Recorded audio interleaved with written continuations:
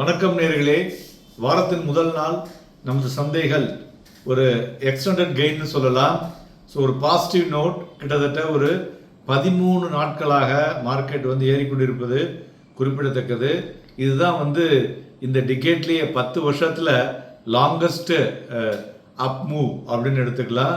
Nifty கிட்டத்தட்ட 37 புள்ளிகள் அதிகரித்து 25,273லையும், அட்வான்சஸ் 921, டிக்ளைன்ஸ் பார்த்தோம்னா 1398.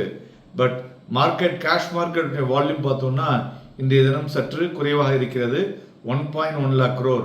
பாண்டு மார்க்கெட்டும் பார்த்தோம்னா மைனராக ஒரு நெகட்டிவாக இருந்து கொண்டிருக்கிறது.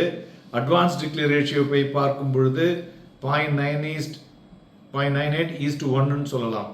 ஸோ இதை வைத்து பார்க்கும் பொழுது ப்ராடர் மார்க்கெட்டில் ஸ்மால் கேப் இன்னைக்கு 0.33% விழுந்திருக்கு. அதேமாரி மிட் கேப்பும் பார்த்தோம்னா 0.23% விழுந்திருக்கு. வாலட்டிலிட்டி இண்டெக்ஸ் இன்க்ரீஸ் ஆகிருக்கு 5%, 14க்கு மேலே இருக்கிறதுனால it is increase in market volatility அப்படின்னு சொல்லலாம். ஸோ அதனால் மார்க்கெட்டினுடைய பிரத்தை பார்க்கும் பொழுது ஒரு நெகட்டிவ் டெரிட்டரியில் வந்த மாதிரி இருக்குன்னு சொல்லலாம். மேலும் துறைகளை பார்க்கும் பொழுது FMCG is the best performer today. அதுதான் மார்க்கெட்டை நிறுத்தி வச்சது. பிஎஸ்சி பேங்க் அண்ட் ஐடி இவையும் டாப் கெய்னர்ஸ். மறுபுறம் நிஃப்டி மெட்டல் தான் மார்க்கெட்டை பிடிச்சி இழுத்ததுன்னு சொல்லலாம். அதுபோல் ஃபார்மாவும் இன்னைக்கு profit booking. Then media also underperformer today. Individual ஸ்டாக்ஸை பொறுத்தவரை பார்த்தோம்னாக்க ஸ்டாக்ஸ் லைக் பஜாஜ் ஃபினான்ஸ், மெயினாக பஜாஜ் ஃபினான்ஸ் முக்கிய காரணம் இந்த Bajaj housing company IPO date fix பண்ணிட்டாங்க. ஸோ அதனால் இதனுடைய வேல்யூவேஷன் அதிகரிக்கும் அப்படிங்கிறதுனால பஜாஜ் ஃபினான்ஸும் பஜாஜ் ஃபின்சர்வும் போட்டி போட்டுக்கொண்டு ஏறிக்கொண்டிருக்குது என்று சொல்லலாம். 6,200லேருந்து 7,440, ஒரு மேட்டர் ஆஃப் அபவுட் 5-6 டேஸுங்க. ஸோ 1,200 ரூபாய் ஏறி இருக்குது. 10 ஷேர் வாங்கினாலும் எவ்வளோ ஆச்சு? 12,000 ரூபா. அதுமாரி பஜாஜ் ஃபின்சர் அதுவும் ஏறி இருக்குது. தென் ஐடியில் HCL Tech, Hero MotoCorp, Bajaj auto, SBI life, IndusInd bank, ITC, Axis bank, Britannia இவையெல்லாம் ஏறிய பங்குகள். Hindalco, doctor Reddy's laboratories, Tata Motors, NTPC, ONGC, Divi's lab, Wipro, Bharti Airtel, M and M, Eicher motor இவையெல்லாம் இறங்கிய பங்குகள் என்று சொல்லலாம். மேலும் மார்க்கெட்டில் பார்த்தோன்னா இன்றைய தினம் வெளிவந்துள்ள ஜிஎஸ்டி கலெக்ஷன் 1.76 lakhs crore, கிட்டத்தட்ட 10%க்கு மேலே அதிகரித்திருப்பது குறிப்பிடத்தக்கது. அதுபோல் மேனுஃபேக்சரிங் பிஎம்ஐ டேட்டா ஹெச்எஸ்பிசி பார்க்கும் பொழுது 57.5 versus 57.9. Eurozone PMI data 45.8 versus 45.6. தங்கம் 4 ரூபாய் அதிகரித்து 71,615லையும், வெள்ளி 470 ரூபாய் குறைந்து 82,815லையும், குரூடாயில் 18 ரூபாய் இறங்கி 6,185லையும் வணிகமாகி கொண்டிருக்கிறது. மேலும் ஆசிய பங்கு சந்தைகள்லாம் பார்த்தோம்னா இன்னைக்கு ஒரு காஷியஸ் ட்ரேடிங்காக இருந்தது. ஏன்னா சைனீஸ் ஃபேக்ட்ரி ஆக்டிவிட்டி பார்த்தோம்னா 4வது ஸ்டேட்மெண்ட்டாக கான்ட்ராக்ட் ஆகிருக்கு. ப்ளஸ் ரெசிடென்ஷியல் ப்ராப்பர்ட்டியும் பார்த்தீங்கன்னாக்கா அங்கே ஒரு ஒரு வர்சன் இந்த வேர்ல்டு செகண்ட் பிக்கஸ்ட் எக்கானமின்னு சொல்லலாம். இந்த ரியல் எஸ்டேட் பற்றி, சைனாவுடைய ரியல் எஸ்டேட் பற்றி நம்ம ஒரு வருடம் முன்னாடியே சரியான ஒரு விஷயத்தை கொடுத்துருக்கிறோம்.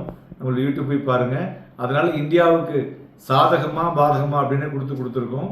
ஸோ அந்த சாதகம் தான் இப்பொழுது இந்தியாவை ஃபர்தராக ஸ்ட்ரெங்தன் ஆகி கொண்டிருக்கிறது என்று சொல்லலாம். அதுபோல் ஐரோப்பிய பங்கு சந்தைகள் பார்த்தோம்னாக்க ரியாக்டட் ஃப்ரம் த ரெக்கார்டு ஹைன்னு சொல்லலாம். சென்டிமெண்ட் ஒரு ஸ்லைட்லி டிசப்பாயிண்டிங் அந்த ரீஜனல் ஆக்டிவிட்டி டேட்டானால. But the renewed political uncertainty இப்போ பார்த்தீங்கன்னா ஜெர்மனியில் மறுபடியும் புதுசாக ஆரம்பிச்சிருக்கு.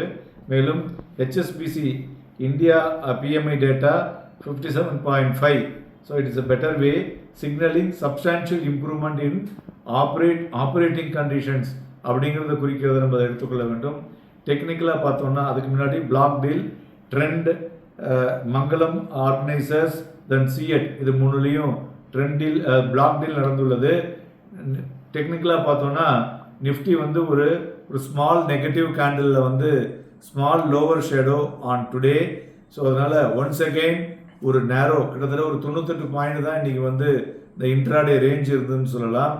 ஆஃப்டர் ரெசிங் 13வது நாளாக சந்தைகள் ஏறினதை வைத்து பார்க்கும்போது பாசிபிலிட்டி ஆஃப் ஏ கரெக்ஷன் பார்க்கும் பொழுது செட்டிங் இன் ஜூன் அது வந்து ஹையாக இருக்கக்கூடும் என்றும் எதிர்பார்க்கலாம். ஸோ நிஃப்டியினுடைய ரெசிஸ்டன்ஸ்னு பார்த்தோன்னா 25,360 மற்றும் 25,400 பேண்டாக இருக்கக்கூடும். பட் சப்போர்ட்னு பார்த்தோம்னா 25,130 இருக்கக்கூடும். ஸோ இந்த ஹை வால்யூம்ஸ் விட்னஸ் பண்ணுவதை பார்க்கும் பொழுது இந்த GSPL and Gujarat gas restructuring announcement வீக்கெண்டில் வந்ததை பார்க்கும் பொழுதும் Jio financial and other financial ஸ்டாக்ஸ்லாம் பார்க்கும் பொழுது ஒரு பெட்டர் மொமெண்டம் வரக்கூடிய நாட்களில் இருக்கக்கூடும் என்று எதிர்பார்க்கலாம். ஸோ மார்க்கெட்டில் வந்து கரெக்ஷனுங்கிறது கண்டிப்பாக இருக்கும், கரெக்ஷன் இல்லாமல் இருக்காது. கரெக்ஷன் என்பது டெம்பரவரி, அப்மூவ் என்பது பர்மனண்ட். இதை வந்து சரியாக புரிஞ்சுங்க. அதனால் நம்ம வாங்கக்கூடிய விற்கக்கூடிய பங்குகள் வந்து எத்தனை நாளைக்கு வச்சுக்கிறோம், ஒரு 2-3 டேஸ் அப்படின்னா அதுக்கு நம்ம என்ன டிசிஷன் எடுக்கணும். ஒரு வாரம் 15 நாள் பண்ணும்போது அதுக்கு என்ன டிசிஷன், 2 மாதம் 3 மாதம் 6 மாதம் 1 வருஷம் அதை மாதிரி பார்க்கணுமே தவிர மார்க்கெட் வந்து ஒரு ஸ்லைட் கரெக்ஷன் வந்துன்னா மார்க்கெட் அவ்வளோதான் அப்படின்னு நம்ம பார்க்க முடியாது.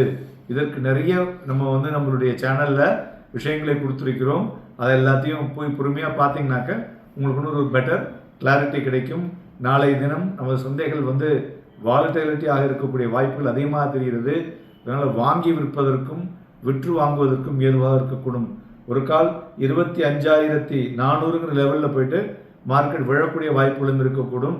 ஸோ அதனால் be alert on always profit booking for இன்ட்ராடேன்னு சொல்லுவோம் இல்லையா, அதை வைத்துக் கொள்ளுங்கள். நன்றி, வணக்கம்.